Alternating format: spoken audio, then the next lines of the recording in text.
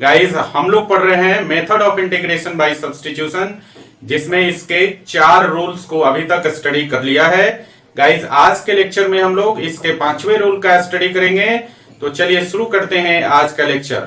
So guys type 5 में है integral of the form. अगर इंटीग्रल का फॉर्म इन दोनों में से कोई भी फॉर्म हो तो हम लोग इसको कैसे इंटीग्रेट करेंगे, है ना। तो चलिए इसके रूल्स को समझते हैं और पहले इस इंटीग्रल का फॉर्म देख लेते हैं।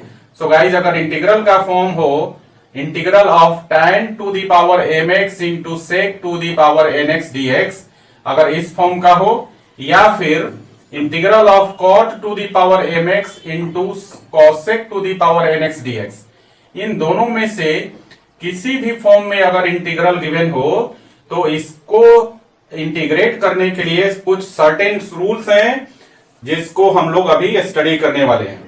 सो गाइज ऐसे इंटीग्रल को इंटीग्रेट करने के लिए जो हमारे पास पहला रूल है उसको समझते हैं। देखिए पहला रूल कहता है कि अगर if n is even positive integer, अगर n का वैल्यू, n क्या है देखिए दोनों टाइप के इंटीग्रल में जो n है वो या तो sec का पावर है या cosec का पावर है। तो n को डिसाइड करने के लिए आपको देखना पड़ेगा इंटीग्रल का फॉर्म, है ना। n sec का पावर है या फिर cosec का पावर है। तो अगर sec का पावर या cosec का पावर n जो है, अगर ये पॉजिटिव इवन पॉजिटिव इंटीजर है तो उस केस में sec को छोड़कर जो दूसरा है tan x को t मान लीजिए या फिर cot x को t मान लीजिए। बात समझ में आई। If n is even positive integer that means या तो sec का पावर या cosec का पावर अगर इवन पॉजिटिव इंटीजर है तो उस केस में आपको tan x is equal to t मानिए या फिर cot x is equal to t मानिए, है ना। तो पहला रूल क्लियर हो गया। चलिए दूसरे रूल की बात करते हैं। दूसरा रूल क्या कहता है? दूसरा रूल कहता है if n is not even positive integer, मतलब sec या cosec दोनों में से किसी का पावर अगर इवन पॉजिटिव इंटीजर नहीं है तब हमें m को देखना है, मतलब tan का पावर और cot का पावर, इन दोनों के पावर को चेक करना है। क्या कहता है सेकेंड रूल कि अगर m जो है वो पॉजिटिव इंटीजर नहीं है, इवन पॉजिटिव इंटीजर नहीं है, तो m को देखना है, tan या cot के पावर को देखना है। अगर एंड यहां लिखा हुआ है and m is odd positive integer, है ना। बात समझ में आई। मैंने कहा कि अगर sec या cosec का पावर या फिर आप बोल सकते हैं कि n अगर इवन पॉजिटिव इंटीजर नहीं है तो tan या cot के पावर m को चेक करना है। अगर m का वैल्यू ऑड पॉजिटिव इंटीजर है तो आपको sec x is equal to t मानना है या फिर cosec x is equal to t मानना है। बात समझ में आई। एक बार फिर से इसको समझिए। मैंने कहा कि sec या cosec इन दोनों में से किसी का पावर जो n है अगर ये इवन पॉजिटिव इंटीजर नहीं है तो tan और cot के पावर को चेक करना है। अगर tan और cot का पावर जो m है ये आपका ऑड पॉजिटिव इंटीजर है तो इस केस में sec x is equal to t या cosec x is equal to t मान लेना है ना। लेकिन ये सेकंड केस तभी लगेगा जब n का वैल्यू इवन पॉजिटिव इंटीजर नहीं होगा। समझ गए। तब हमें चेक करना पड़ेगा m का वैल्यू, और m का वैल्यू अगर ऑड पॉजिटिव इंटीजर होगा तो sec x को t मानिए या cosec x को t मान लीजिए। क्लियर हो गया फर्स्ट और सेकंड रूल। अब थर्ड रूल क्या कहता है बच्चा? देखिए तीसरा रूल है आपका if m is even positive integer. Just इसके पीछे वाला जो सेकंड रूल था वो था कि अगर n इवन पॉजिटिव नहीं है तो m को देखते थे। अगर m जो है ऑड पॉजिटिव इंटीजर है तो sec x या cosec x को t मान लेते थे। लेकिन अब तीसरा रूल कहता है कि अगर m जो है इवन पॉजिटिव इंटीजर है, मतलब tan x का पावर या cot x का पावर जो है अगर वो इवन पॉजिटिव इंटीजर है तो आपको क्या करना है? Then write sec square x minus 1 या cosec square x minus 1 at the place of tan square x और cot स्क्वायर x। तो वैसे केस में क्या करना है कि tan स्क्वायर x के लिए sec स्क्वायर x माइनस 1 लिख देना है, cot स्क्वायर x के लिए cosec स्क्वायर x माइनस 1 लिख देना है, समझ गए। और उसके बाद इस केस में क्या होगा, in this case use the method of integration by parts, समझ गए। और इतना ट्रांसफॉर्मेशन करने के बाद आपको इंटीग्रेशन ऑफ पार्ट्स जो है, method of integration of parts का यूज करना है। तो अभी तक हम लोग method of integration by parts नहीं पढ़े हैं। इसका मतलब ये हुआ कि ये जो थर्ड रूल है, इस पर जो एग्जांपल्स होगा वो method of integration by parts पढ़ने के बाद मिलेगा, है ना, यहां नहीं करेंगे। लेकिन चूंकि इसी फॉर्म का क्वेश्चन रहेगा इसलिए यहां समझाना जरूरी था। उसका सॉल्यूशन हम लोग method of integration by parts पढ़ने के बाद करेंगे। एग्जाम में तो ऐसा नहीं होता है ना, एग्जाम में तो एक साथ दिया रहेगा तो और सारे रूल्स भी आपको जानकारी रहेंगे, तो आप वहां जहां भी दिया रहेगा वहीं के वहीं आप सॉल्व कर देंगे, है ना। लेकिन जब आप सीखते हैं तो सीखने का तरीका होता है सिस्टेमेटिक वे में सीखना, है ना। तो इस फॉर्म में अगर इंटीग्रल दिया रहेगा तो इन्हीं 3 रूल्स की मदद से हम लोग उसका इंटीग्रेशन करेंगे, है ना।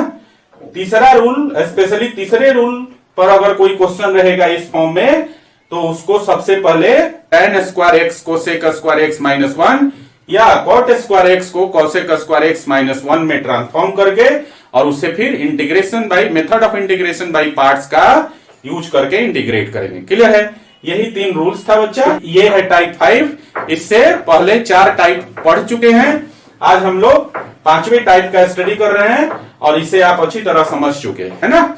चलिए इस पर एग्जाम्पल करेंगे तो और क्लियर हो जाएगा। चलिए एग्जाम्पल कर लेते हैं। चलिए इसमें पहला एग्जाम्पल ले लेता हूं मैं।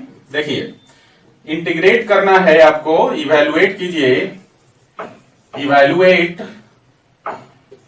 Evaluate integral of tan to the power nx into sec square x dx। यहां पर n पर रिस्ट्रिक्शन है, n not equal to -1, n का वैल्यू -1 के बराबर नहीं होना चाहिए, तो इसे इंटीग्रेट करना है।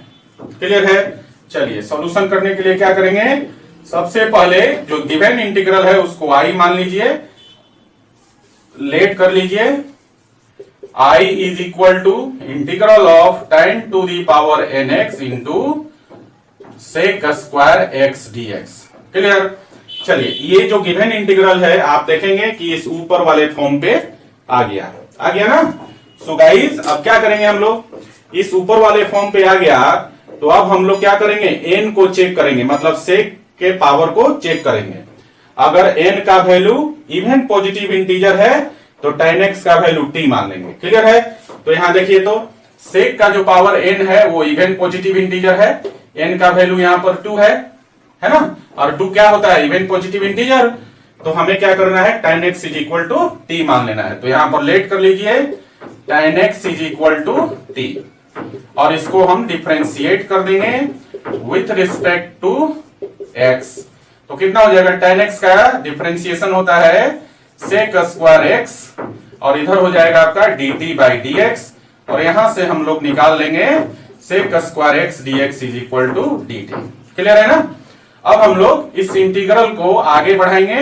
तो देखिए ये इंटीग्रल क्या हो जाएगा, इंटीग्रल ऑफ, और यहाँ tan x को t माना था तो t to the power n हो जाएगा, और सेक स्क्वायर x dx का वैल्यू कितना आ गया, dt, तो t to the power n dt हो गया।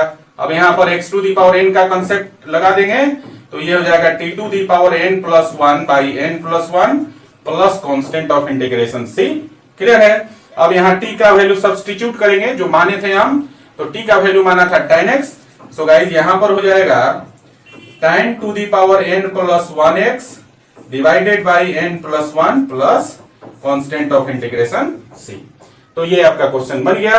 अगर रूल आप जानते हैं तो बहुत ही आसानी से क्वेश्चन को बना लेते हैं, है ना। तो चलिए रूल्स को लिख लीजिए और इस एग्जांपल नंबर 1 को लिख लीजिए। इसके आगे और भी कई एग्जांपल्स हम लोग करने वाले हैं ताकि ये जो रूल है आपका क्रिस्टल क्लियर हो जाए। ओके चलिए लिखिए जरा। तो गाइस चलिए अगला एग्जांपल लेते हैं। अगला एग्जांपल ले लेते हैं, एग्जांपल नंबर 2 ले लेते हैं। यहां इवैल्यूएट करना है आपको, evaluate integral of cosec to the power nx into cot x dx। देखिए देखने में आपको जो गिवन इंटीग्रल था अभी जो मैंने टाइप 5 में बताया उसी फॉर्म का दिख रहा है। लेकिन आप देखेंगे ये जो गिवन इंटीग्रल है ये आपका जो है किसी भी रूल पर नहीं जाएगा। जो टाइप 5 का जो रूल है उसके किसी रूल पर नहीं जाने वाला है ना। तो इसे हम लोग क्या करेंगे, इसे हम लोग पिछले रूल्स जो बाकी के 4 टाइप्स के रूल पढ़े हैं उस पर ले जाने का कोशिश करेंगे, है ना। कैसे, पहले देख लीजिए। यहां पर पहला रूल कहता है कि अगर कॉट के पावर जो n है, मतलब जो कॉट का पावर है वो इवन पॉजिटिव इंटीजर है तो cosec x is equal to t मानना है ना। जबकि यहां पर हम देख रहे हैं कि cot x का पावर इवन पॉजिटिव इंटीजर नहीं है। तो पहला रूल खत्म। दूसरा रूल क्या कहता है कि अगर cot x का पावर जो है वो इवन पॉजिटिव इंटीजर नहीं है तो आपको चेक करना है कि cosec x का पावर क्या है ना। तो cosec x का पावर आपको उसमें दिया है सेकेंड रूल में कि अगर cosec x का पावर जो है ऑड पॉजिटिव इंटीजर है तो cot x is equal to t मानना है ना। तो यहां पर हम क्या देख रहे हैं, cot x का पावर जो है वो इवन पॉजिटिव इंटीजर नहीं है तो हमें cosec x का पावर देखना था और cosec x का पावर भी यहां पर आपको क्लियरली ऑड पॉजिटिव इंटीजर नहीं दिया हुआ है। चलिए दूसरा रूल क्लियर हो गया। तीसरा रूल जो कहता है कि अगर cosec x का पावर या इसका दूसरा फॉर्म जो था tan x का पावर m जो था उसके बारे में कहा कि अगर m का वैल्यू इवन पॉजिटिव इंटीजर है तो tan स्क्वायर x के लिए sec स्क्वायर x माइनस 1 और cot स्क्वायर x के लिए cosec स्क्वायर x माइनस 1 लिखकर उसको इंटीग्रेशन बाई पार्ट्स पर इंटीग्रेट करना होगा, है ना। तो यहां पर जो cosec x का पावर है इवन पॉजिटिव इंटीजर भी क्लियरली नहीं है। पावर n है लेकिन n के बारे में कुछ नहीं लिखा है। n के बारे में सिर्फ इतना है कि n not is equal to 0, n 0 के बराबर नहीं है। तो हम यहां पर क्लियरली ये भी नहीं कह सकते कि n ऑड है या फिर इवन है, समझ रहे हैं। तो हमने जो टाइप 4 पढ़ाया उसके किसी भी रूल पर ये नहीं जाता है। इसका मतलब है या तो हम पीछे जो 4 टाइप्स पढ़े हैं उसी में से किसी एक टाइप्स की मदद से इसको बनाएंगे। तो इसको बनाने के लिए हम लोग फंक्शन और फंक्शन का डेरिवेटिव वाला कंसेप्ट यूज करेंगे जिसमें फंक्शन भी हो और उसका डेरिवेटिव भी हो, है ना। तो इसको पहले हम लोग थोड़ा सा क्या करते हैं कि ट्रांसफॉर्म कर लेते हैं। तो देखिए जरा, यहां सॉल्यूशन करने के लिए सबसे पहले हम इसको लेट कर लेते हैं। I is equal to integral of cosec to the power nx into cot x dx, है ना।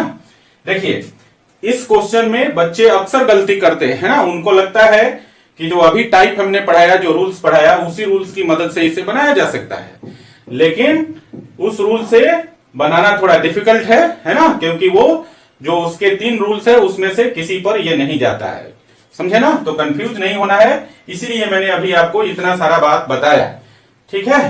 देखिए इसको थोड़ा ट्रांसफॉर्म करते हैं बच्चा। तो ट्रांसफॉर्म करके ऐसा लिख सकते हैं कि cosec to the power n minus 1x into cosec x into cot x, cosec x into cot x dx, ऐसा लिख सकते हैं। देखिए ऐसा इसलिए लिखा, यहां से cosec x को निकाला यहां से तो पावर कितना हो जाएगा, 1 निकाल लेंगे तो n माइनस 1 और यहां पर मल्टीप्लाई कर दिया। तो जब इनको आप फिर से मल्टीप्लाई करेंगे तो पावर n ही हो जाएगा, है ना, क्योंकि बेस सेम है तो पावर क्या होता है, ऐड हो जाता है। तो n minus 1 plus minus 1 cancel होके cosec का पावर n हो जाएगा। और यहां पहले से था cot x तो ये cot x हो गया। अब यहां पर फंक्शन और उसके डेरिवेटिव का फॉर्म में आ गया। देखिए अगर हम यहां पर cosec x को t मान लेते हैं तो cosec x का डेरिवेटिव होता है minus cosec x into cot x dx, वो होता है ना। तो यहां पर फंक्शन भी है और उसका डेरिवेटिव भी है, तो फंक्शन और डेरिवेटिव वाला कॉन्सेप्ट पे चला गया। सो गाइस अब हम लोग यहां पर लेट कर लेंगे cosec x is equal to t और इसको दोनों तरफ डिफरेंशिएट कर लेंगे, differentiate with respect to x। तो कितना हो जाएगा, minus cosec x into cot x is equal to dt by dx। dx को इस तरफ करेंगे और माइनस को इस साइड कर देंगे तो ये हो जाएगा आपका cosec x into cot x dx is equal to minus d t. Clear है? ये आपका सेकेंड इक्वेशन हो गया। ठीक है, अब हम लोग ये जो सेकेंड स्टेप में इंटीग्रल आया इसमें वैल्यू डाल देंगे। तो देखिए कितना हो जाएगा, cosec x का वैल्यू हमने t माना है तो ये हो जाएगा t to the power n minus one, और इसका वैल्यू देखिए cosec x into cot x dx का वैल्यू कितना आएगा, माइनस डी टी।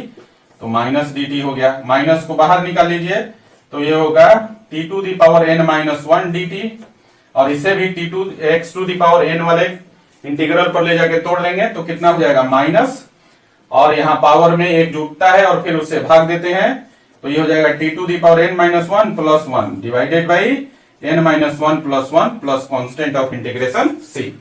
क्लियर? चलिए अब यहाँ देखिए प्लस माइनस वन कैंसिल हो जाएगा और यहाँ भी कैंसिल हो जाएगा, है ना। तो कितना बच गया, ये आपका हो गया t minus t to the power n by n plus constant of integration c। अब क्या करेंगे फाइनल स्टेज में, यहां पर t का वैल्यू सब्स्टिट्यूट कर देंगे जो हमने माना था, है ना। तो t के लिए क्या माना था, cosec x। तो गाइस फाइनली हो जाएगा ये cosec nx divided by n plus constant of integration c। ये आपका आंसर हो गया। आई बात समझ में? चलिए अगले एग्जांपल की तरफ चलते हैं। तो अगला एग्जांपल, तीसरा एग्जांपल ले लेते हैं। Evaluate integral of tan cube x into sec 4x dx। Clear है? चलिए अब पिछला जो हमने टाइप 5 के रूल्स पढ़े हैं, टाइप 5 रूल, तो देखिए उसमें पहला रूल कहता है कि अगर n का वैल्यू इवन पॉजिटिव इंटीजर हो, और n का मतलब है sec का पावर या फिर किसका पावर, cosec का पावर। तो sec का पावर अगर क्या हो, इवन पॉजिटिव इंटीजर हो तो tan x is equal to t मानना है। मतलब अगर n का पावर n जो है इवन पॉजिटिव इंटीजर हो तो tan x is equal to t मान लेना है, या फिर cot x is equal to t मानना है। तो यहां पर tan sec के फॉर्म में है और sec का पावर इवन है तो tan x को टी मान लेंगे, है ना। तो इसका चलिए सॉल्यूशन कर लेते हैं। तो लेट कर लीजिए i is equal to integral of tan cube x into sec 4x dx, है ना। यहां पर n का वैल्यू मतलब sec का पावर इवन पॉजिटिव इंटीजर है, इसलिए यहां पर लेट करेंगे क्या, tan x is equal to t. ठीक है, और इसको हम डिफरेंशिएट कर देंगे दोनों तरफ x के रिस्पेक्ट में। तो कितना हो जाएगा, tan x का डिफरेंशिएशन होता है sec स्क्वायर x, और इधर हो जाएगा dt बाई dx। तो यहां से dx को इधर ले आएंगे तो ये हो जाएगा sec square x dx is equal to dt। Clear? अब यहां पर थोड़ा सा ट्रांसफॉर्म कर लेते हैं इसको ताकि वैल्यू रखने में आसानी हो जाए। तो देखिए हमें रखना है sec स्क्वायर x dx का वैल्यू, और यहाँ sec 4 है तो क्या करेंगे, sec 4x को sec square x into sec square x में लिख देंगे, है ना। तो देखिए कितना हो जाएगा, integral of tan cube x into sec square x into sec square x dx, ऐसा लिख सकते हैं। दोनों को मल्टीप्लाई करेंगे तो sec 4 के बराबर हो जाएगा।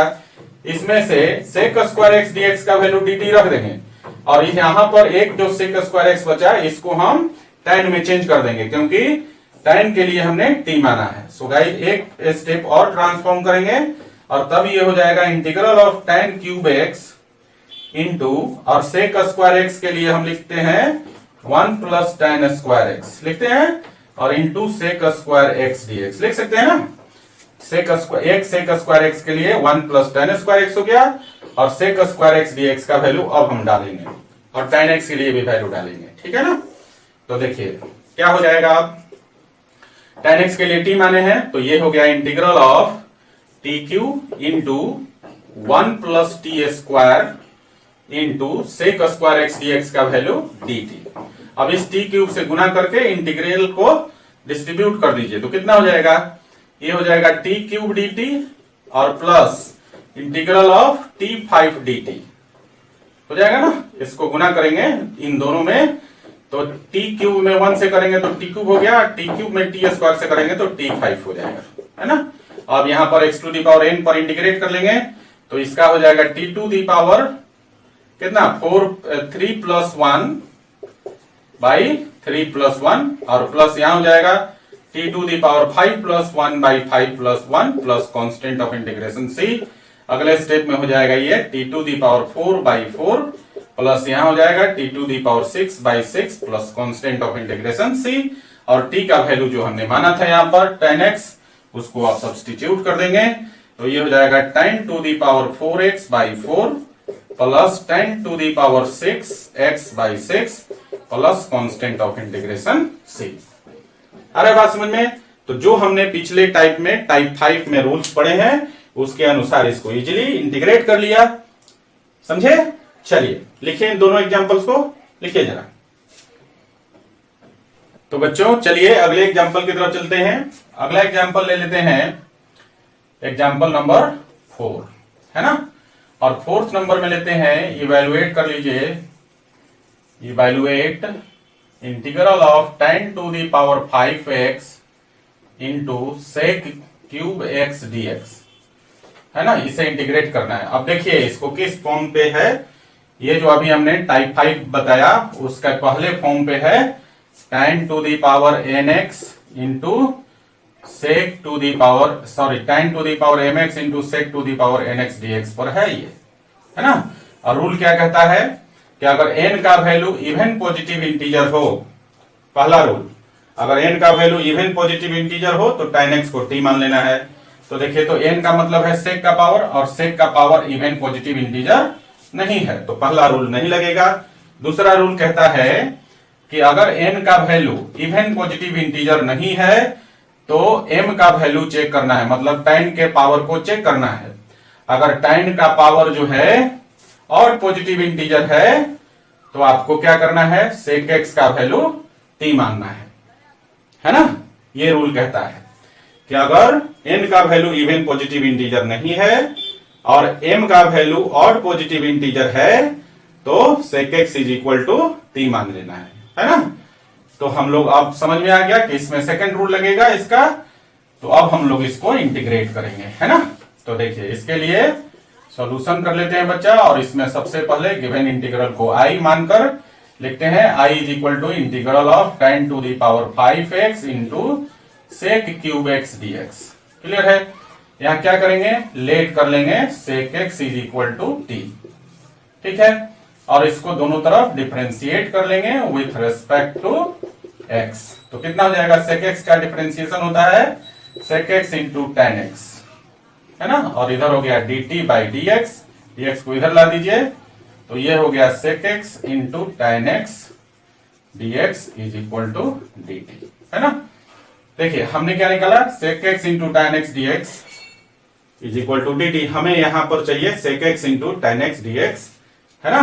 तो क्या करेंगे, यहां tan 5x में से एक tan को निकाल के इसके साथ लगा देंगे, है ना। और इसमें से भी एक सेक के निकाल कर जो है ना tan x के साथ लगा देंगे। तो थोड़ा बहुत ट्रिग्नोमेट्रिक ट्रांसफॉर्मेशन करना है, तो चलिए इसका ट्रांसफॉर्मेशन कर लेते हैं। तो अगले स्टेप में इसको ऐसा लिख सकते हैं tan 4x और इंटू यहां से भी एक सेक निकाल दीजिए तो हो जाएगा सेक स्क्वायर x, और यहां से हमने एक tan निकाला है और यहां से एक सेक निकाला है तो उसको ऐसा लिख सकते हैं सेक x into tan x dx, है ना। देखिए ये सेक इसके साथ आकर सेक क्यूब x हो जाएगा और ये tan इसके साथ आकर tan 5x हो जाएगा, है ना। थोड़ा बहुत अरेंजमेंट कर लिया। अब हम लोग क्या करेंगे, इस सेक को tan के फॉर्म में लिखेंगे, क्योंकि सॉरी यहां पर जो tan है उसको हम सेक फॉर्म में लिखेंगे क्योंकि सेक x के लिए t माना है। तो देखिए इसको ऐसा लिख सकते हैं tan 4 को कि tan स्क्वायर x का स्क्वायर, तो tan 4x हो जाएगा, और into sec square x into sec x into tan x dx, ऐसा लिखेंगे ना। तो देखिए अब tan स्क्वायर x को हम सेक के फॉर्म में लिखना है तो इसका फॉर्मूला होता है tan square x is equal to sec square x minus 1। So guys इसको लिख सकते हैं सेक स्क्वायर x माइनस 1 का स्क्वायर और into sec square x into ये हो जाएगा sec x into tan x dx। Clear? देखिए अब हम जो है ना जो वैल्यू यहां पर माने थे अब जो निकाला था वो सब के सब वैल्यू अब यहां सब्स्टिट्यूट कर देंगे। देखिए सेक x के लिए t रख देंगे और यहां से सेक x into tan x dx का वैल्यू dt रख देंगे।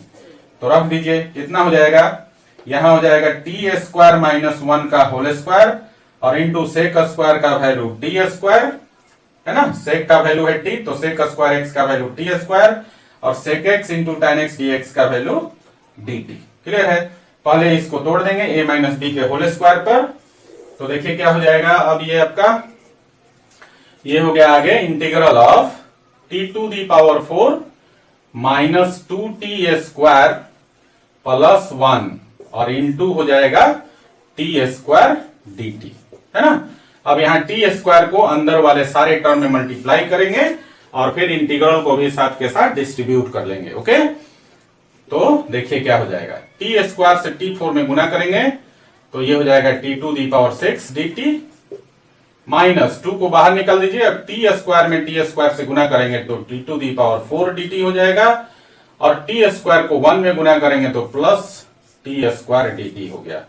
मतलब इस टी स्क्वायर से अंदर के सारे टर्म में मल्टीप्लाई करके इंटीग्रल को भी साथ के साथ डिस्ट्रीब्यूट कर लिया। क्लियर। ओके, आगे बढ़ते हैं। अब सब इंटीग्रेबल फॉर्मेट में है, x to the power n से हम इंटीग्रेट कर लेंगे तो t टू दी पावर 6 का इंटीग्रल हो जाएगा t to the power 7/7 minus 2 into t to the power 5/5 और प्लस यहां पर हो जाएगा t³ 3 plus constant of integration c। क्यों हुआ? x to the power n में क्या होता है, n पावर जो है n में एक जुट जाता है तो 6 में एक जुट गया 7 और फिर उसी 7 से भाग दे दिया। फिर यहां भी वही पावर में एक जोड़ के और फिर उसी से भाग देना है, यहां भी पावर में एक जोड़ के उसी से भाग देना है। एक स्टेप रिड्यूस कर दिया, है ना। आप भी कर सकते हैं, है ना। आप सीख जाए तो करना ही चाहिए, लंबा बनाने से कोई फायदा नहीं है, टाइम बर्बाद होगा, है ना। चलिए अब हम लोग क्या करेंगे, यहाँ फाइनल स्टेज में जहां जहां टी है वहां वहां जो हम माने थे टी का वैल्यू सेक एक्स फिर से यहां पर सब्सटीट्यूट कर देंगे तो कितना हो जाएगा। ये हो गया sec to the power 7x/7 minus 2/5 into sec to the power 5x और प्लस यहां पर हो जाएगा सेक टू दी पावर 3x/3 और plus constant of integration c। Clear हो गया। तो ये भी क्वेश्चन बन गया आपका। चलिए अगले एग्जांपल की तरफ चलते हैं। एग्जांपल नंबर 5 में इवेल्युएट कर लीजिए। Evaluate integral of cot to the power 5x into cosec to the power 4x dx, है ना। अब आप देखेंगे टाइप 4 का सेकंड वाला फॉर्म है और ये फॉर्म क्या था, integral of cot nx mx into cosec nx dx, ये फॉर्म था आपका सेकंड वाला फॉर्म। और रूल क्या था, पहला रूल था कि अगर n का वैल्यू इवन पॉजिटिव इंटीजर हो तो आपको क्या करना है, cot x = t मानना है। तो यहां पर चेक कर लीजिए n का वैल्यू इवन पॉजिटिव इंटीजर है तो हम लोग क्या करेंगे, cot x को t मान लेंगे। इसमें पहला ही रूल लग गया। तो गाइस चलिए इसका सॉल्यूशन करते हैं। तो देखिए पहले तो हम लेट कर लेंगे, let I = integral of cot to the power 5x into cosec to the power 4x dx। Clear. चलिए अब क्या करेंगे हम लोग, यहां पर n का वैल्यू जो है ये वाला पावर cosec का पावर वो इवन पॉजिटिव इंटीजर है तो लेट करेंगे cot x = t, है ना। और इसको हम डिफरेंशिएट कर लेंगे विथ रिस्पेक्ट टू x।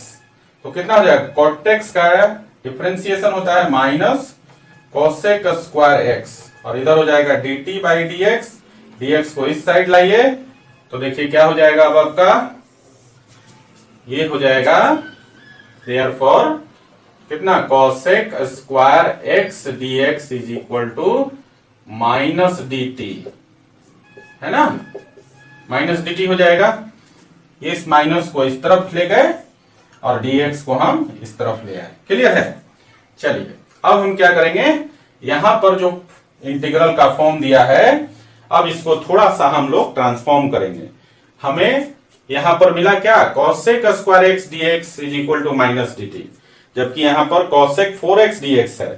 तो cosec 4x dx को हम लोग दो पार्ट में लिखेंगे, cosec square x cosec square x into cosec square x, तब जो है हमें मिल जाएगा ये वाला form cosec square x dx, है ना। सो गाइस आगे बढ़ेंगे तो इंटीग्रल हो जाएगा आपका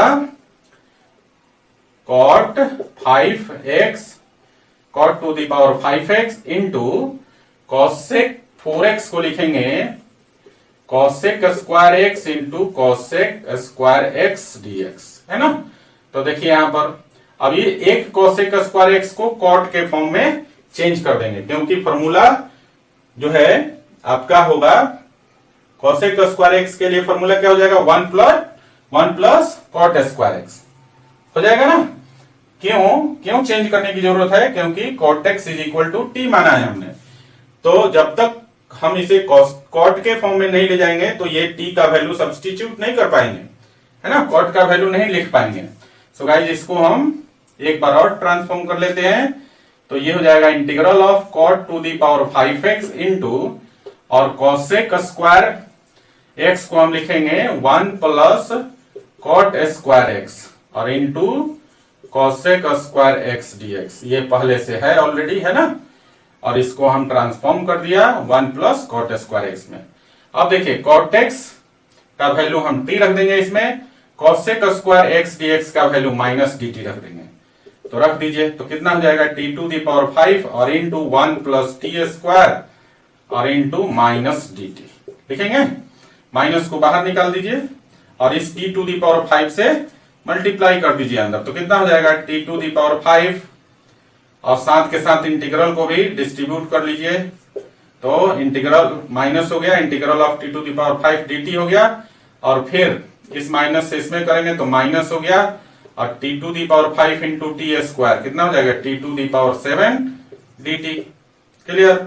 अब यहाँ x to the power n के कॉन्सेप्ट पे इंटीग्रेट कर लेंगे, तो ये हो जाएगा minus t to the power 6/6 और माइनस हो जाएगा आपका t to the power 8/8 plus constant of integration c, है ना। अब फाइनली क्या करेंगे, टी का वैल्यू जो हमने यहां पर माना था cot x, इसको सब्स्टिट्यूट कर देंगे। सो गाइज ये हो जाएगा अब आपका minus cot to the power 6x/6 और minus cot to the power 8x/8 plus constant of integration C. Clear है। चलिए अब यहां पर 2 एग्जाम्पल कराया आपको, कौन कौन सा, 4th और 5th, और अच्छी तरह से आप समझ भी गए हैं, है ना। ये सारे के सारे एग्जाम्पल्स जो है आपके टाइप 5 वाले रूल्स पे बन रहे हैं। एक क्वेश्चन जो सेकंड नंबर एग्जाम्पल था वो इससे डिफरेंट था, और उस क्वेश्चन में जनरली बच्चा जो है कंफ्यूज होता है, इसीलिए अभी मैंने कराया उसको इस टाइप 5 वाले रूल्स के को दिखाने के लिए कि उसमें टाइप 5 के रूल्स आपका नहीं लगेगा, है ना। चलिए इन दोनों को पहले उतार लीजिए, फिर आगे के एग्जाम्पल्स हम लोग डिस्कस करते हैं। लिखिए, तो गाइस अगला एग्जाम्पल है, एक और एग्जाम्पल कर लेते हैं। अगला एग्जाम्पल ले लेते हैं, एग्जाम्पल नंबर 6। इसमें इवेलुएट कर लेते हैं, evaluate integral of cot cube x into cosec x dx, है ना। चलिए इसको चेक करते हैं, ये किस फॉर्म पे है, ये integral of cot nx into cot mx into cosec nx dx पर है ना। रूल नंबर 1 क्या कहता है, ये जो n है मतलब कॉसेक का जो पावर है, अगर n का वैल्यू इवन पॉजिटिव इंटीजर है तो cot x को t मानना होता है। तो चलिए देखते हैं, n का वैल्यू इवन पॉजिटिव इंटीजर नहीं है ना, यहाँ पर कॉसेक का पावर जो है वो 1 है और 1 इवन पॉजिटिव इंटीजर नहीं होता है, तो पहला रूल तो वायलेट हो गया। अब दूसरा रूल कहता है कि अगर n का वैल्यू इवन पॉजिटिव इंटीजर नहीं है तो m का मान चेक किया जाता है, मतलब cot के पावर को चेक किया जाता है ना। अगर m का वैल्यू ऑड पॉजिटिव इंटीजर है ना, तो कॉसेक को t मान लिया जाता है ना। तो देखिए यहां पर जो है cot का पावर जो m है ये आपका ऑड पॉजिटिव इंटीजर है, तो हम लोग क्या करेंगे, कॉसेक को t मान लेंगे, है ना। तो ये सेकेंड रूल पर चला गया, है ना। हालांकि थर्ड रूल क्या कहता है कि अगर m का वैल्यू इवन पॉजिटिव इंटीजर हो तो हम लोग tan स्क्वायर एक्स को sec स्क्वायर एक्स माइनस 1 और cot स्क्वायर एक्स को हम लोग cosec स्क्वायर एक्स माइनस 1 में ट्रांसफॉर्म करके और method of integration by parts लगा के उसको इंटीग्रेट करते हैं ना। तो थर्ड रूल से तो करना ही नहीं है अभी, जब हम लोग इंटीग्रेशन बाई पार्ट्स पढ़ेंगे समझेंगे उसके बाद उसी के साथ हम लोग करेंगे, है ना, जब m का वैल्यू इवन पावर होगा, है ना। वैसे एग्जांपल्स को हम लोग इंटीग्रेशन बाई पार्ट्स में करेंगे। ओके, इसमें आपका सेकंड रूल लगता है ना। चलिए अब हम लोग इसको इंटीग्रेट करते हैं। इंटीग्रेट करने के लिए सबसे पहले हमें मानना पड़ेगा, लेट कर लेते हैं i is equal to integral of cot cube x into cosec x dx. Clear है बच्चा? चलिए क्या करेंगे, इसमें हमें लेट करना होगा cosec x is equal to t. तो लेट कर लीजिए cosec x is equal to t, है ना, और इसको डिफरेंशिएट कर लेंगे विथ रेस्पेक्ट टू एक्स। दोनों तरफ एक्स के रिस्पेक्ट में डिफरेंशिएट कीजिए। तो कॉसेक एक्स का डेरिवेटिव होता है minus cosec x into cot x, और इधर हो जाएगा d t by d x, है ना। माइनस को इस तरफ ला देंगे, डीएक्स को इस तरफ ला देंगे, तो ये हो जाएगा cosec x into cot x dx is equal to minus d t. Clear है? अब देखिए यहां पर क्या आया, cosec x into cot x dx, जबकि यहां पर सिर्फ कॉसेक एक्स डीएक्स है। तो क्या करेंगे, इस कॉट क्यूब एक्स से एक निकालकर कॉसेक एक्स के साथ गुना कर देंगे। तो थोड़ा बहुत ट्रांसफॉर्मेशन करना पड़ेगा। चलिए कर लेते हैं ट्रांसफॉर्मेशन। क्या हो जाएगा अगला स्टेप? अगला स्टेप हो जाएगा बच्चा कॉट स्क्वायर एक्स इंटू एक निकाल देंगे, तो ये इधर हो जाएगा cosec x into cot x dx, है ना। देखिए यहां से निकल कर एक यहां पर आ गया, गुना करेंगे तो कॉट क्यूब एक्स हो जाएगा, है ना, और कॉसेक एक्स डीएक्स तो ऑलरेडी है। अब हमारे पास कॉट एक्स के लिए जो है वैल्यू नहीं है डालने के लिए, क्योंकि हमने क्या माना है, कॉसेक एक्स को टी माना है, तो इसको हम चेंज कर देंगे। तो एक बार और ट्रांसफॉर्म करेंगे, कॉट स्क्वायर एक्स को लिखते हैं कॉसेक स्क्वायर एक्स माइनस 1, और इंटू यहां पर ये हो गया आपका cosec x into cot x dx. Clear है? अब देखिए सारा वैल्यू है, cosec x into cot x dx का वैल्यू है हमारे पास माइनस डी टी, और यहां पर देखिए कॉसेक एक्स का वैल्यू हमने टी माना था, ये भी मालूम है। अब यहां से वैल्यू सब्स्टिट्यूट कर दीजिए, तो ये हो जाएगा टी स्क्वायर माइनस 1, और इंटू इसका पूरा का वैल्यू है minus d T. Minus d T, minus को बाहर निकाल लीजिए, तो कितना हो जाएगा T square minus 1 D t, और डी टी दोनों के साथ लगा के इंटीग्रल को डिस्ट्रीब्यूट कर लेंगे। तो देखिए क्या हो जाएगा बच्चा, आगे हो जाएगा हमारा, ये हो जाएगा माइनस और टी स्क्वायर डी टी, और फिर माइनस और माइनस मिलके प्लस हो जाएगा, और ये हो जाएगा सिर्फ d t. T to the power n के कॉन्सेप्ट पर x to the power n वाले इंटीग्रल पे इसको तोड़ लेंगे, तो कितना हो जाएगा, ये हो जाएगा माइनस टी क्यूब बाई 3, और प्लस यहां पर हो जाएगा सिर्फ टी, और plus constant of integration C. Clear? चलिए अब यहां पर हम लोग लास्ट स्टेज में क्या करेंगे, टी का वैल्यू जो माना था यहां पर उसको उठाकर यहां डाल देंगे। तो कितना हो जाएगा, minus cosec cube x by 3 और plus cosec x plus constant of integration C. Clear है? तो ये था आपका एग्जाम्पल, है ना, जो 5-6 एग्जाम्पल कराया आपको, है ना, जो अभी हमने टाइप 5 के जो रूल्स पढ़े हैं उस पर जो इंटीग्रल बेस्ड था उसी पर हमने 6 एग्जाम्पल्स कराया। आई थिंक आपको एग्जाम्पल की मदद से जो टाइप 5 के रूल्स थे वो अच्छी तरह समझ में आ गया होगा। बच्चों अब हम लोग जो है नए रूल पढ़ेंगे, है ना, लेकिन उससे पहले कुछ इंपॉर्टेंट सब्स्टिट्यूशन जानेंगे।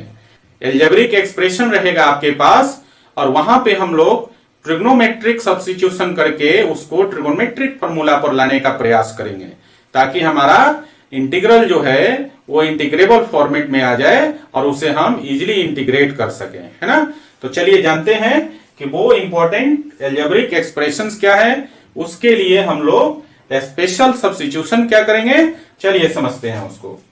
सो गाइस हमारा टॉपिक है यहां पर ऑलरेडी पहले से मैंने लिख रखा है। हमारा टॉपिक है some important substitution for special expressions. क्या है? Some important substitution for special expression. यहां पर एक्सप्रेशंस जो है वो एल्जेब्रिक फॉर्म में रहेगा, है ना। हमें क्या करना है, ट्रिग्नोमेट्रिक फॉर्मूलों को ध्यान में रखते हुए उन एल्जेब्रिक एक्सप्रेशंस में सब्स्टिट्यूशन इस प्रकार से करना है कि सब्स्टिट्यूशन के बाद जब हम उसे सिंप्लीफाई करें तो वो ट्रिग्नोमेट्रिक फार्मूले पर चला जाए, है ना, और इजीली जो है वो आपका इंटीग्रेबल फॉर्मेट में आ जाए। ओके, चलिए इसमें सबसे जो पहला एक्सप्रेशन होगा, देखिए ए स्क्वायर प्लस एक्स स्क्वायर, ये एल्जेब्रिक एक्सप्रेशन है। क्या है? For a square plus x square. अगर ए स्क्वायर प्लस एक्स स्क्वायर हो, है ना, या फिर रूट में भी हो, कहीं भी, जैसे कि रूट में हो ए स्क्वायर प्लस एक्स स्क्वायर, या फिर आपका ए स्क्वायर प्लस एक्स स्क्वायर का पावर समथिंग हो एन, ठीक ना, कुछ भी हो। यहां पर पावर 1 है, सिंपल लिखा हुआ है तो पावर 1 है। आपको इस पावर पर ध्यान नहीं देना है, इस एल्जेब्रिक जो एक्सप्रेशन है उस पर ध्यान देना है आपको, है ना। तो जब algebraic expression a square plus x square के फॉर्म में हो तो इस केस में एक्स के जगह या तो ए tan थीटा पुट कर दीजिए या फिर ए cot थीटा पुट कर दीजिए। ऐसा करने से ये जो एल्जेब्रिक एक्सप्रेशन है वो ट्रिग्नोमेट्री में ट्रांसफॉर्म हो जाएगा और फिर वहां से इजी वे में हम लोग एक इंटीग्रेबल जो है फॉर्म में चेंज कर सकते हैं, है ना। इंटीग्रेबल फॉर्मेट में जो रिजल्ट है वो मुझे प्राप्त हो जाएगा। उसके बाद इंटीग्रेशन का फॉर्मूला यूज करेंगे और इंटीग्रेट कर लेंगे। ओके, जैसे आपको मैं समझाता हूं, यहां पर समझिए। हमारे पास एक्सप्रेशन है ए स्क्वायर प्लस एक्स स्क्वायर, है ना। यहां पर एक्स की जगह ए tan थीटा पुट कर देते हैं तो क्या हो जाएगा, ए स्क्वायर तो ए स्क्वायर हो गया और एक्स की जगह हम पुट करेंगे क्या, ए tan थीटा, तो कितना हो जाएगा, ए tan थीटा एक्स के जगह पुट करेंगे और एक्स का स्क्वायर है तो ये हो जाएगा a square tan square theta. अब देखिए तो ए स्क्वायर बाहर हो जाएगा तो बचेगा क्या, 1 plus tan square theta. Clear है। और 1 प्लस tan स्क्वायर थीटा को हम क्या लिखते हैं, सेक स्क्वायर थीटा, तो ये हो जाएगा a square sec square theta.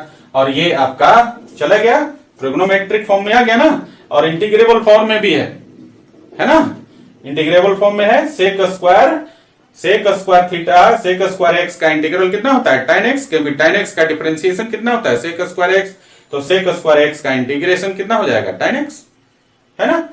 तो हमारे पास जो एक्सप्रेशंस होंगे वो एल्जेब्रिक होगा। हमें क्या करना है, ट्रिग्नोमेट्रिक सब्स्टिट्यूशन करना है और उसे जैसे ही आप सब्स्टिट्यूशन करेंगे ट्रिग्नोमेट्रिक, एप्रोप्रिएट ट्रिग्नोमेट्रिक सब्स्टिट्यूशन करने के बाद जो है आपका फॉर्म है, सिंप्लीफिकेशन के बाद वो इंटीग्रेबल फॉर्मेट में आ जाएगा। ओके, चलिए दूसरा रूल समझते हैं। पहला रूल आप समझ गए, है ना, कि अगर एक्स ए स्क्वायर प्लस एक्स स्क्वायर हो एल्जेब्रिक एक्सप्रेशन तो आपको एक्स के जगह या तो ए tan थीटा पुट करना है या एक्स के जगह ए cot थीटा पुट करना है। क्लियर है बच्चा, पहला आपका समझ में आ गया। चलिए दूसरे पर आते हैं। अगर आपका algebraic expression a square minus x square हो, अगर algebraic expression a square minus x square हो तो उस केस में एक्स के जगह ए साइन थीटा पुट करिए या फिर एक्स के जगह ए cos थीटा पुट करिए, तो सिंप्लीफिकेशन के बाद जो रिजल्ट आएगा, है ना, वो आपका इंटीग्रेबल फॉर्मेट में हो जाएगा। यहां पर x is equal to a sine theta, x is equal to a cos theta, ये दोनों ही ट्रिग्नोमेट्रिक सब्स्टिट्यूशन है ना। एक्सप्रेशन एल्जेब्रिक है, सब्स्टिट्यूशन ट्रिग्नोमेट्रिक है, और इनको हम लोग फॉर्मूला को ध्यान में रखते हुए तैयार किया गया है ना, ताकि ऐसा सब्स्टिट्यूशन करें कि वो सिंप्लीफाई होके जो है इंटीग्रेबल फॉर्मेट में चला जाए, वो जो है ना एक सिंपल सा ट्रिग्नोमेट्रिक फॉर्मूला पर चला जाए और उसके बाद जो है वो सिंप्लीफिकेशन के बाद इंटीग्रेबल फॉर्मेट में आ जाए। ओके, चलिए तो इसको समझते हैं। अब एक्सप्रेशन आपके पास क्या है, ए स्क्वायर माइनस एक्स स्क्वायर, है ना। मैंने कहा कि एक्स के जगह क्या पुट करना है, एक्स के जगह आपको पुट करना है ए साइन थीटा पुट कीजिए या फिर ए cos थीटा पुट कीजिए, कुछ भी पुट करेंगे।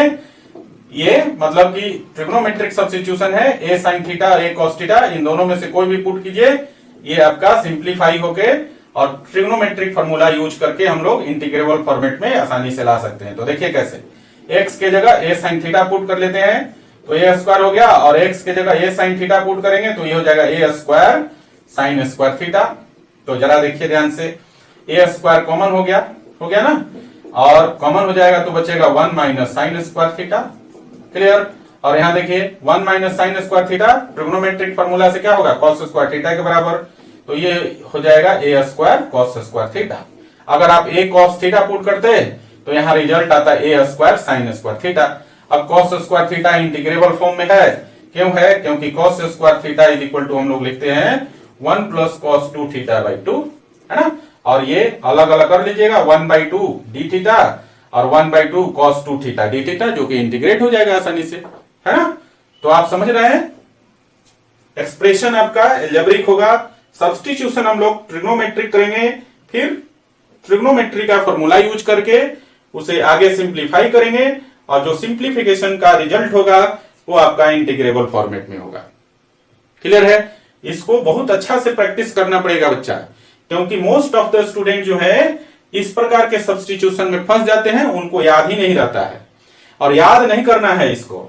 आप जैसे ही एक्सप्रेशन यहां देखेंगे तो ट्रिग्नोमेट्रिक जो फार्मूले हैं वो आपको याद रहना चाहिए, क्योंकि उसी के हिसाब से यहां सब्स्टिट्यूशन बनाया गया है ना, कि कौन सा एक्सप्रेशन होगा एल्जेब्रिक, तो वहां पे कौन सा हम लोग ट्रिग्नोमेट्रिक सब्स्टिट्यूशन करेंगे कि आसानी से फॉर्मूला पे चला जाए, है ना, और फिर वो जो है सिंप्लीफाई होकर इंटीग्रेबल फॉर्मेट में हो जाए।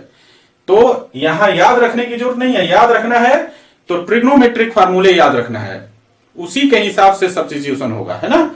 यहां पे लिस्ट आउट इसलिए किया हुआ है कि आपको ये समझा सके कि यही चीज आप पुट करेंगे, यही चीज आप ट्रिग्नोमेट्रिक सब्स्टिट्यूशन करेंगे तो ये जो एल्जेब्रिक एक्सप्रेशंस है वो इंटीग्रेबल फॉर्मेट में आ जाए। ओके, चलिए आगे बढ़ते हैं। अगला है बच्चा 2 हो गया, 2 सब्स्टिट्यूशन समझ गए। चलिए अगला स्पेशल सब्स्टिट्यूशन को समझते हैं। अगला है आपका तीसरा, अगर फॉर्मेट आपका x square minus a square में हो, है ना, तो यहां पर देखिए तीसरा है for x square minus a square. अगर algebraic expression x square minus a square हो तो इस केस में x के जगह a सेक थीटा पुट कीजिए या x के जगह a कोसेक थीटा पुट कीजिए। ऐसा करने से ये जो एल्जेब्रिक फॉर्म है, मतलब जो एल्जेब्रिक एक्सप्रेशन है, उसमें ये दोनों ट्रिग्नोमेट्रिक सब्स्टिट्यूशन करने के बाद ये आपके ट्रिग्नोमेट्रिक फार्मूले पर चला जाएगा, और उसके बाद सिंप्लीफिकेशन के बाद इंटीग्रेबल फॉर्म में हो जाएगा। समझे। तो जब भी आपका form x square minus a square के फॉर्म में हो तो आपको पुट करना होगा x is equal to a sec theta या फिर x is equal to a cosec theta. Okay, चलिए इसको देखते हैं। अगर हम यहां पर x के जगह ए सेक थीटा पुट करें तो क्या हो जाएगा, a square sec square theta minus a square. A square को कॉमन ले सकते हैं तो ये हो जाएगा सेक स्क्वायर थीटा माइनस 1, और ये हो गया आपका कितना ए स्क्वायर, और इसका वैल्यू कितना होता है, इसका वैल्यू होता है tan स्क्वायर थीटा, है ना। अब यहां से ये जो फॉर्म है आपका इंटीग्रेबल फॉर्म में है। अब आपको यहां पर क्या करना है, अगर इसी को इंटीग्रेट करना होता तो आपको इसको लिखने की जरूरत नहीं थी, है ना। आप डायरेक्टली क्या करते, ए स्क्वायर को बाहर निकाल देते, sec square theta d theta हो जाता, और फिर 1 d theta minus 1 d theta हो जाता, है ना। तो इंटीग्रेबल फॉर्मेट में हो गया, समझे। चलिए अब हम लोग फर्स्ट सेकेंड थर्ड तीन सब्स्टिट्यूशन समझ गए।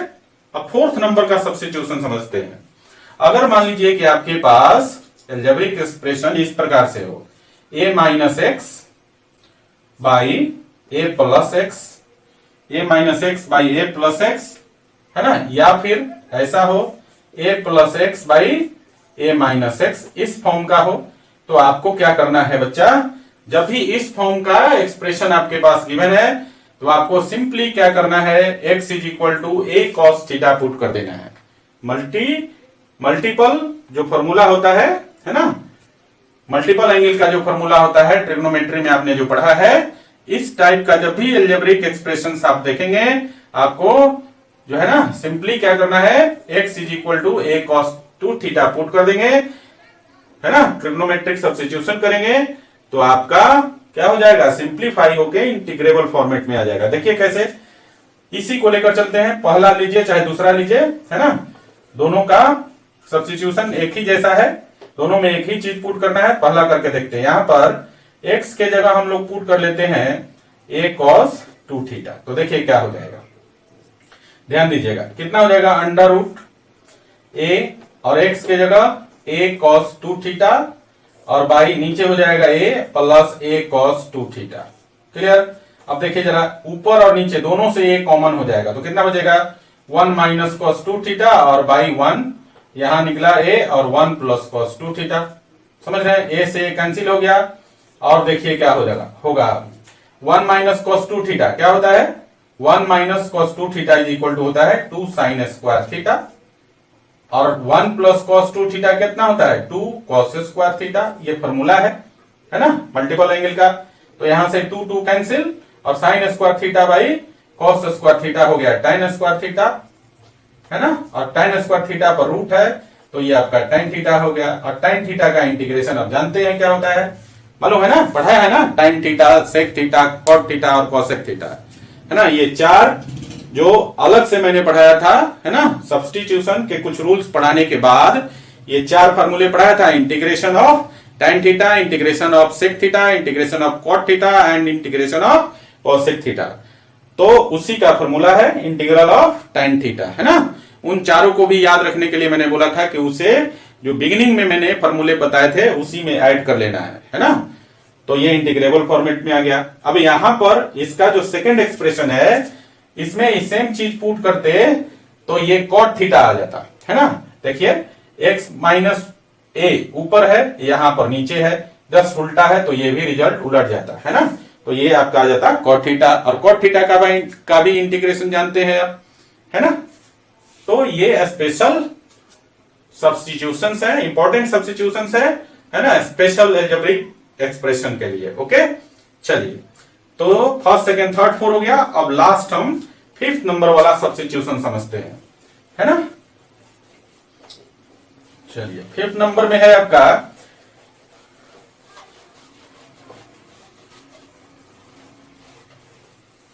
देखिए फिफ्थ नंबर में है for under root x minus alpha by beta minus x, या फिर under root x minus alpha into x minus beta. अगर इन दोनों में से किसी भी फॉर्म में एल्जेब्रिक एक्सप्रेशन दिए हो तो आपको x के जगह एक alpha cos square theta plus beta sine square theta put कर देना है।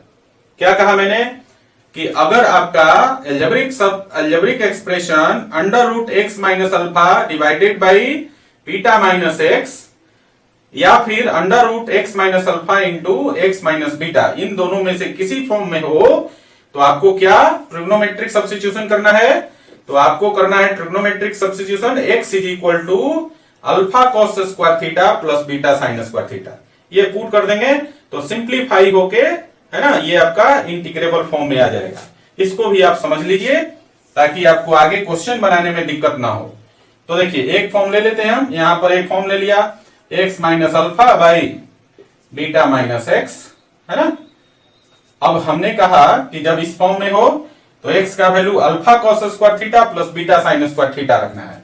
तो x के जगह रख दीजिए alpha cos square theta, alpha cos square theta plus beta sine square theta और माइनस अल्फा हो गया, है ना, ये x का वैल्यू हो गया। इसी तरह नीचे बीटा को बीटा और माइनस x के जगह लिखना है अल्फा कॉस स्क्वायर थीटा, और चूंकि पहले माइनस है तो दोनों टर्म नेगेटिव हो जाएगा, माइनस हो जाएगा बीटा साइन स्क्वायर थीटा हो जाएगा। चलिए अब हम लोग जरा इसका सिंप्लीफिकेशन करते हैं। देखिए ये अल्फा यहां से कॉमन हो जाएगा तो कितना हो जाएगा, देखो अल्फा कॉमन हो गया तो ये हो गया कॉस स्क्वायर थीटा माइनस 1 और plus beta sine square theta. नीचे कितना हो जाएगा, यहां देखिए यहां से बीटा कॉमन ले लीजिए, तो बीटा कॉमन ले लिया तो 1 माइनस साइन स्क्वायर थीटा और माइनस हो जाएगा alpha cos square theta. Clear है। चलो अगले स्टेप में क्या हो जाएगा बच्चा, देखो फॉर्मूला क्या होता है, 1 minus cos square theta is equal to sine square theta. तो देखो तो अगर इसको हम लोग चेंज करें, इसको ऐसा लिख दें cos स्क्वायर थीटा माइनस 1, तो माइनस इधर हो जाएगा माइनस साइन स्क्वायर थीटा, है ना। यहां से माइनस कॉमन लेके इस तरह भेज दिया तो इधर हो जाएगा cos स्क्वायर थीटा माइनस 1 और इधर हो जाएगा माइनस साइन स्क्वायर थीटा, है ना।